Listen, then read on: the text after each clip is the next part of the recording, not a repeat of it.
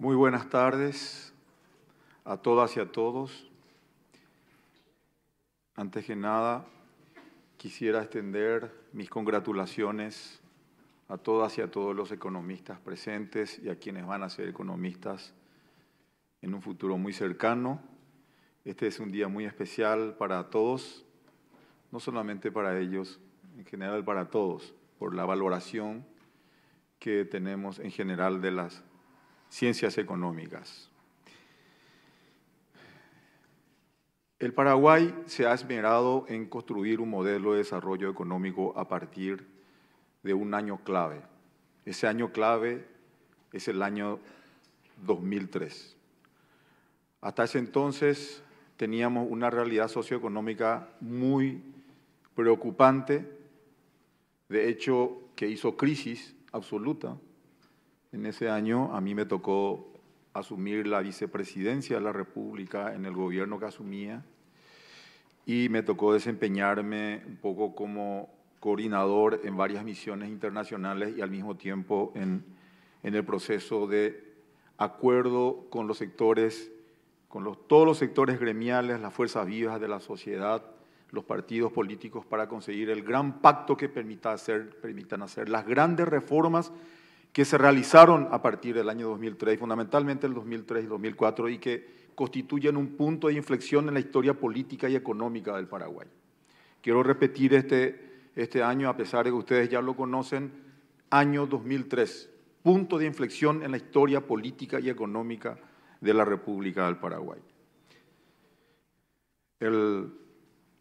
Nosotros estábamos absolutamente convencidos de la necesidad de producir ese punto de inflexión, de adoptar un modelo de desarrollo económico que sea sostenible en el tiempo, que sea viable, que apunte a la formalización de nuestra economía y que apunta a desarrollar todas las capacidades productivas de la República, de todos los sectores.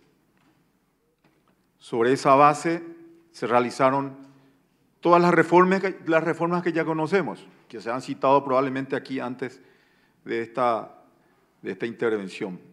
Grandes reformas, comenzando con la reforma de la estructura fiscal, que fue una verdadera revolución, en la cual algunos no tenían mucha fe. Sin embargo, al poco tiempo dio como resultado una de las mayores transformaciones y el avances en la economía paraguaya y al mismo tiempo de los procesos de estabilización que gozamos desde ese tiempo hasta ahora. Esas grandes reformas que luego se fueron desarrollando en reformas de segunda, tercera generación hasta ahora, pueden verse claramente en el desempeño económico con indicadores que quiero pasar a mostrar para ir un poco viendo cómo ha avanzado todo. Nosotros éramos conscientes de que no solamente había que apostar fuertemente al aumento del sector primario con la inyección de nuevas tecnologías, capital, inversiones, sino fundamentalmente apuntar al inicio de un proceso de industrialización sin la cual ningún país desarrollado del mundo llegó a tal condición. Esa era una conciencia que se tenía claramente en ese momento.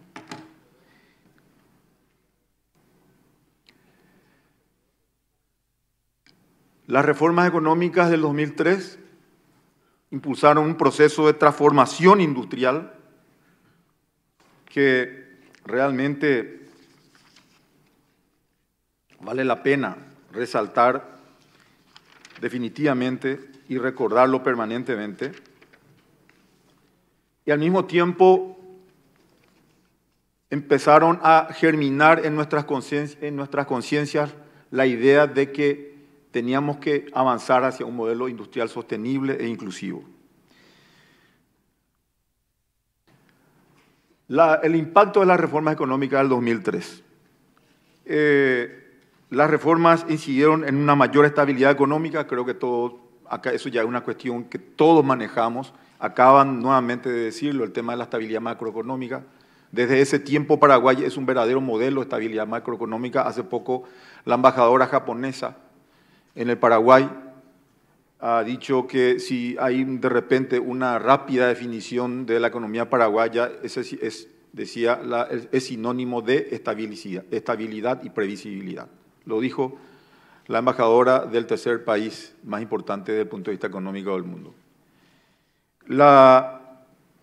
Incentivaron la incorporación de capital y tecnologías en la producción agroindustrial e incidieron en un aumento sustantivo de la productividad. Gracias a una política, yo diría, hasta agresiva de atracción de inversiones, con la promoción de políticas y regímenes de incentivo a la inversión, el régimen de admisión temporaria, régimen de maquila, la ley 60/90, etcétera, ley de materia prima, etcétera, etcétera. El Paraguay se ha ido constituyendo, consolidando como un centro de atracción de inversiones, totalmente alineado al Plan de Desarrollo 2030. Y ese aterrizaje masivo que se empezó a dar paulatinamente a través de los años, fundamentalmente se fue consolidando en el sector industrial. El Paraguay empezó a consolidarse en su proceso de inserción en distintos mercados en todo el mundo. O sea, teníamos claro de que el Paraguay no puede aspirar al desarrollo si no logra una inserción adecuada en el campo internacional. El futuro de desarrollo del Paraguay está íntimamente ligado a su capacidad de inserción en el mundo, íntimamente ligado. Es una condición sine qua non. Somos 7 millones de habitantes, en este momento producimos alimentos para 80 millones de habitantes, por lo tanto, esos excedentes deben ser colocados en los mejores mercados del mundo, los que mejor pagan, y eso definitivamente pasa por nuestra capacidad de insertarnos de manera eficiente y eficaz en el mundo. En este año, como acaban de decirse, el 47%, lo dijo la ministra Viviana, el 47% de las exportaciones en este año, como un simple ejemplo, ya son productos agroindustriales y manufacturados, prácticamente el 50%. Nosotros estamos en la línea de lo que dije de la sostenibilidad y la inclusión. Estamos ahora con la consolidación de nuestro modelo de desarrollo económico, con la promoción de una agenda industrial focalizada en la inclusión social y la sostenibilidad ambiental. Eso no tiene límites en el tiempo. Eso ya es una cuestión que se tiene que insertar en nuestro chip y en nuestra cultura, los procesos de sostenibilidad ambiental e inclusión social. Nosotros dentro de poco, si nos producimos con los estándares de sostenibilidad medioambiental, no vamos a ingresar a los mercados que mejor pagan. Si nos producimos como se tiene que producir, vamos a ir reduciéndonos a ingresar a mercados que pagan los precios más bajos por nuestro producto. Por lo tanto, queremos acceder al mercado europeo, por ejemplo, tenemos que producir respetando los estándares de sostenibilidad medioambiental. Y eso va a ir creciendo hacia todo el mundo. Quiero que se fijen acá en la evolución de los sectores económicos a partir del impacto de las reformas. Fíjense, tenemos como año de referencia 1994 y quisimos hacer tenemos un índice en 1994, el índice de 100 y el crecimiento de los sectores primario, el Producto Interno Bruto total y la manufactura. Desde 1994, fíjense, hasta el año 2003, cómo van los sectores.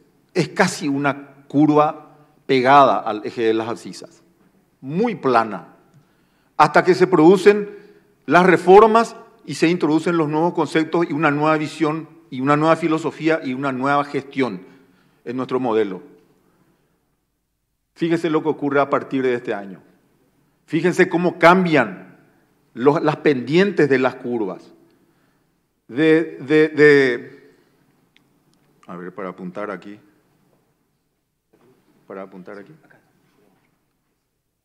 Ok. Fíjense la curva aplanada hasta aquí prácticamente. Y fíjense cómo cambia aquí. Este es un punto de inflexión. Fíjense cómo cambian radicalmente las curvas en sus pendientes. Y fíjense en los índices que tenemos respecto al año 94, cómo fueron creciendo.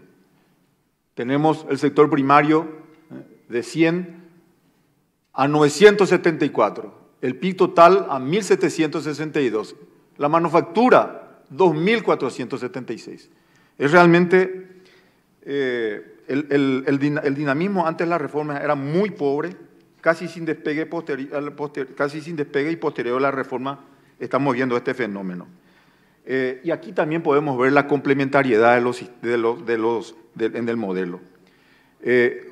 Lo que le estábamos hablando y reflexionando sobre Adam Smith, el padre de la economía, que muchos hoy recordaron y mencionaron seguramente, ¿verdad? La necesidad de la complementariedad de los sectores.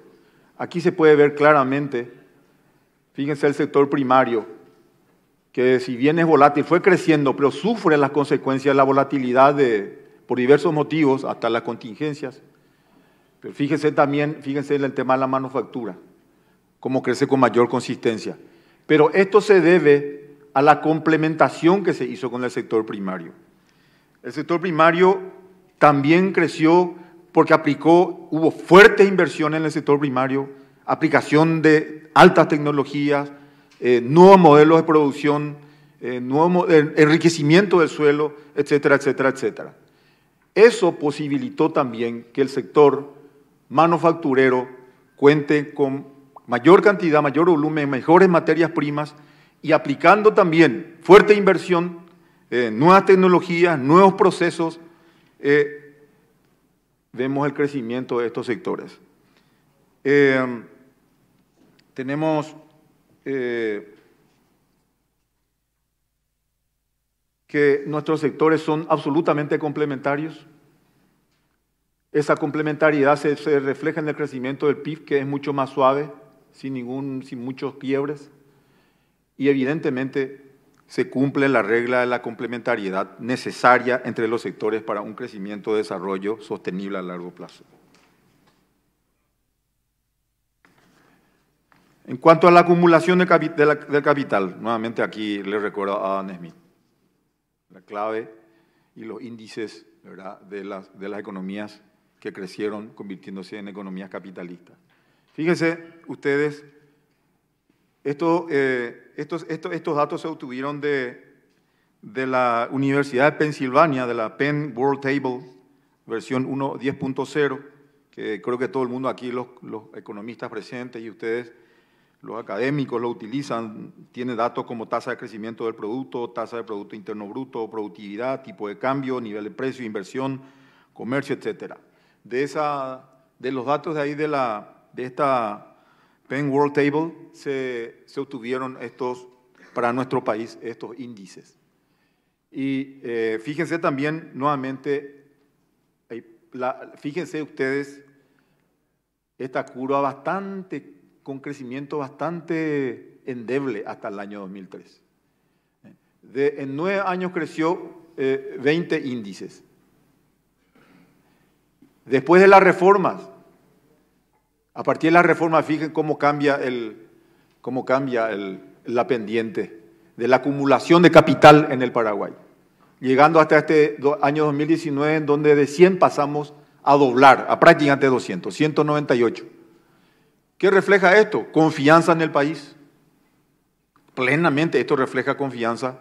Si se tiene acumulación de capital, si se invierte, si se trae dinero, si los propios paraguayos acumulan capital y lo aplican en las herramientas para el trabajo, desarrollo, pero fíjense ustedes la acumulación y cómo de aquí, del 94 a aquí, 20, de aquí, del 2003 al 2019, 80, el impacto que ha tenido el proceso de las reformas. Como dice Adam Smith, el secreto de la riqueza de las naciones es la acumulación de capital disponible para aplicarlo al trabajo. Claramente, esto se refleja en general en toda... evidentemente el stock de capital tuvo un punto de inflexión a partir del año 2003. Quiero pasar ahora a otros índices, a otros valores de la exportación de los productos industriales que es básico para nosotros, el tema de la internacionalización de nuestras empresas y nuestros productos. Fíjense nuevamente, entre el 94 y el 2003, prácticamente pegado al eje de las abscisas, las curvas, de la exportación total, la exportación agroindustrial y la exportación de manufactura. Fíjense después de las reformas, cómo cambian radicalmente las curvas, como producto de las grandes reformas introducidas y de hecho, como producto de la mayor formalización y confianza en nuestro sistema económico con la estabilización y previsibilidad y cómo se van desempeñando los sectores. Aquí vale la pena mencionar el sector de las exportaciones totales crecieron 600%, el sector de la producción de los productos agroindustriales 1.200% y la manufactura 1.600%. Esto refleja claramente la transformación industrial que está gozando nuestro país. Uno de los pilares, vuelvo a decir, del Programa Nacional de Desarrollo, del Plan Nacional de Desarrollo 2030, es la internacionalización de nuestros productos. Aquí tenemos claramente de cómo vamos apuntando y de que nuestro modelo de desarrollo económico se compadece con los grandes objetivos y está consiguiendo esos objetivos. Fíjense que el promedio de las exportaciones de bienes antes de la reforma fue de aquí hasta aquí, fue de 980 millones el promedio de las exportaciones. El promedio desde aquí hasta aquí, el promedio es de 5.000 millones, de 980 a 5.000 millones, con la diferencia que para este último año exportamos más de 10.000 millones de dólares.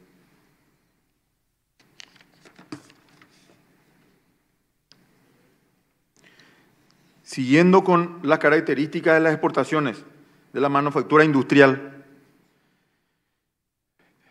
el promedio de la exportación de la manufactura antes de la reforma, desde aquí hasta aquí, fue de 96 millones de dólares.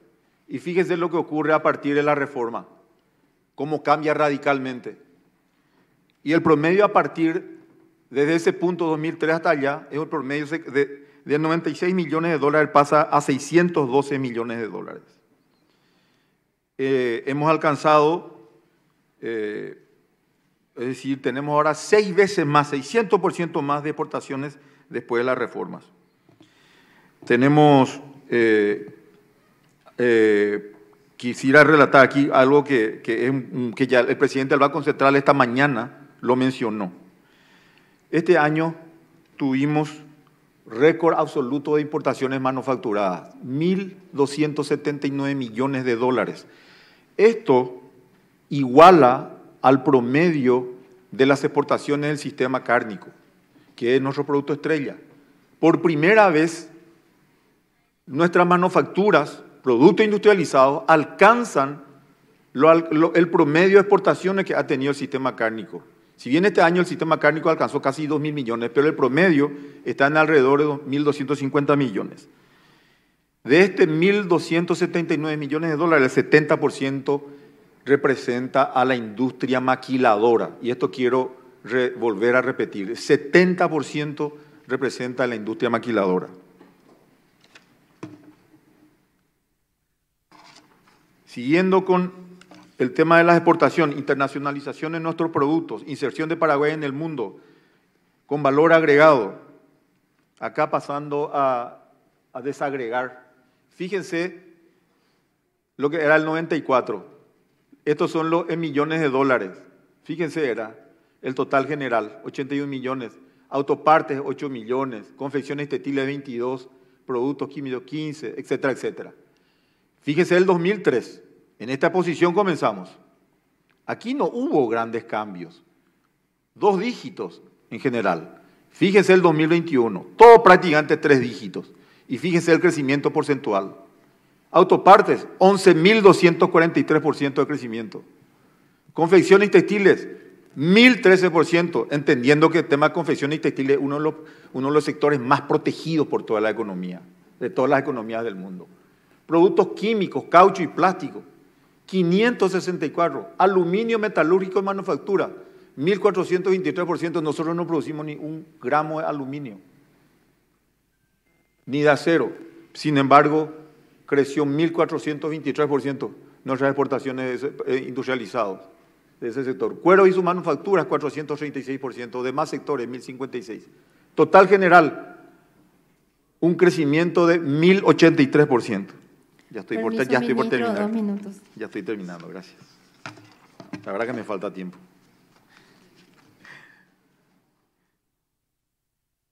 Siguiendo en la parte de desagregar para los productos agropecuarios, o sea, para el tema de agroindustria, lo mismo, fíjense los índices. Desde el 94, 53 millones de dólares era nuestra aportación de carne bovina. Creo que en este número no estoy muy seguro, creo que es un poco mayor. Tengo que revisar en los archivos nuevamente nuestra base de datos. Pero, de todas maneras, del 94, 53, 2003, 49 millones. Fíjense ahora, casi 2.000 millones creo que son en realidad, pero que sean estos números, 1.700 millones. 3.344% de productos industrializados provenientes del sector de la carne bovina. Grasa y aceites vegetales, fíjense lo mismo, 485% de aumento. Bebidas y tabacos, 690, productos de cuero, azúcar, etcétera, etcétera. Un crecimiento del 731% de productos del sector agropecuario industrializado. Hablo nuevamente de la complementariedad que se ha dado de los procesos del sector primario al sector secundario, la industrialización. Tenemos que hacer que todas las políticas que se vayan consolidando a partir de ahora, o las acciones que se desarrollen, tengan que tener esto como una cuestión de cultura inclusive. El modelo industrial tiene que ser sostenible e inclusivo socialmente, definitivamente. De hecho, todo lo que se está haciendo, todas las políticas desarrolladas e implementadas ya tienen este componente. Quiero poner ejemplos concretos de lo que nuestro modelo ha logrado ya en el proceso de inclusión. Fíjense, y voy a poner ejemplos en el sector de la maquila. Esto para todo el sector de maquila. Fíjese, el 57,8% de las personas que trabajan en la industria maquiladora son mujeres, contra el 42% de los hombres. La gran inclusión y la equidad de género. Y el gran aporte para la economía del hogar, porque de lo que gana la mujer, el 80% lo lleva al hogar. De eso prácticamente lo invierte en la mayor parte en educación, salud y mantenimiento del hogar. Y debo decir penosamente que para los hombres no llevan el 80%, si solo antes llega el 40% a la economía del hogar. Así que esto cae de maduro como lo importante que es que le demos más dinero a las mujeres cada vez más y que ellos sean los que más trabajen.